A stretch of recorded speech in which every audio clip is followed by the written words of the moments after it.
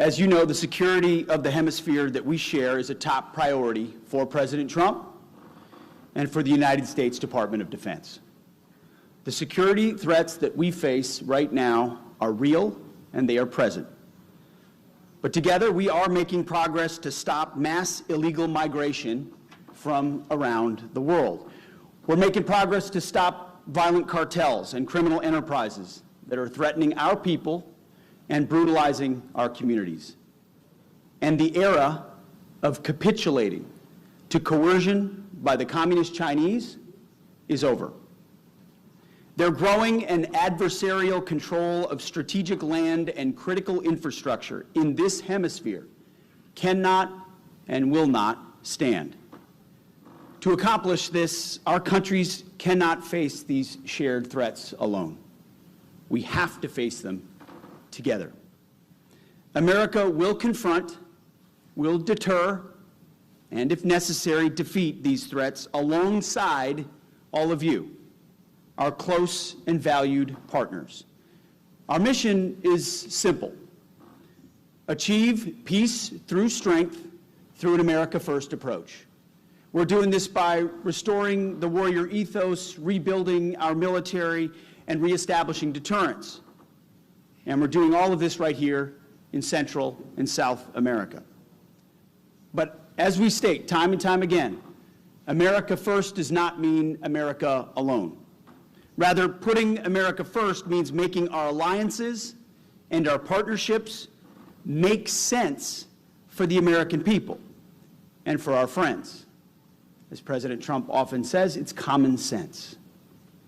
To put America first, we will put the Americas first.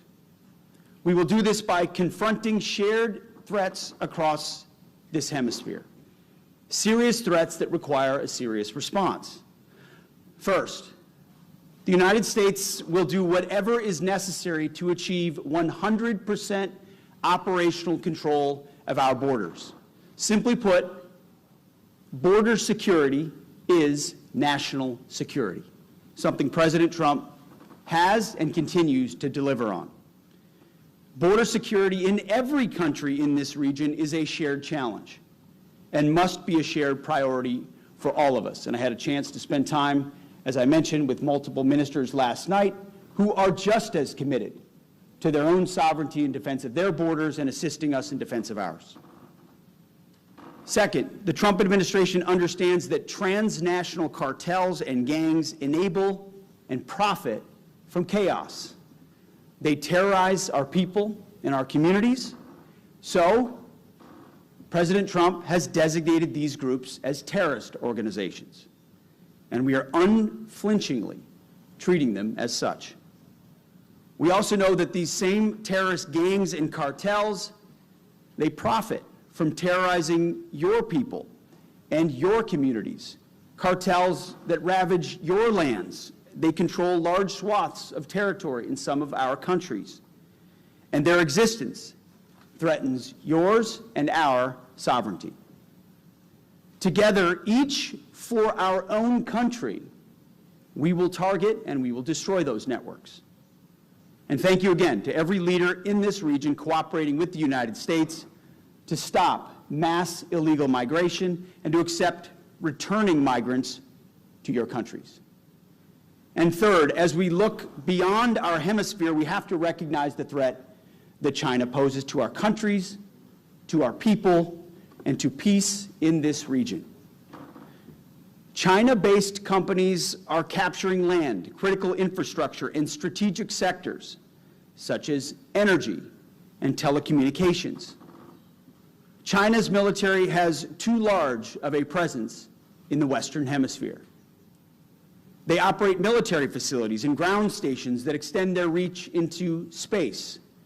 They exploit natural resources and land to fuel China's global military ambitions. China's factory fishing fleets are stealing food from our nations and from our people.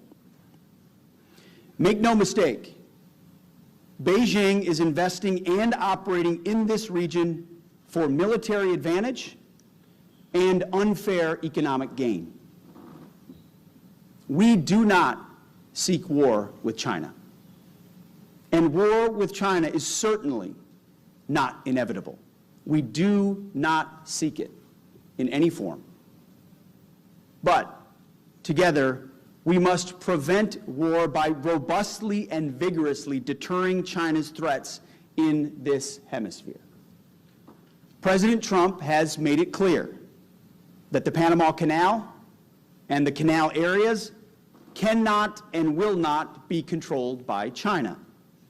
We are working closely with our partners in Panama to secure the canal and advance our mutual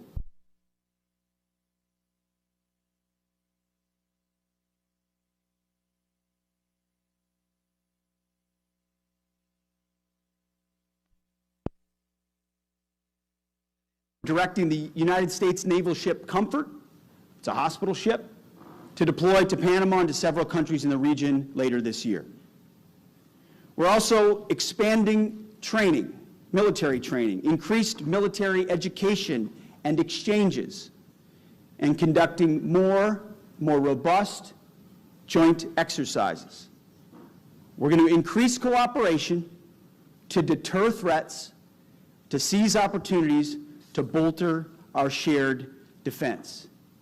That's what CENTSEC Panama 2025 is all about.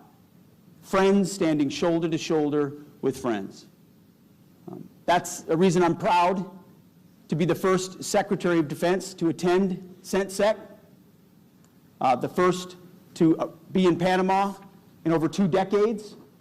President Trump has made our hemisphere, our friends, our borders, a high priority in his administration, and it will continue to be so. Like all of you, the United States wants a hemisphere of secure, prosperous, and sovereign nations. This is not globalism or interventionism. Instead, this is a golden age of shared national interests. We want this to be a golden age for our countries and for this hemisphere. We want, in short, to also make the Americas great again. Together, we will secure a prosperous and peaceful region for our people and a promising future for our kids and for our grandkids. Thank you, and God bless all the countries assembled here.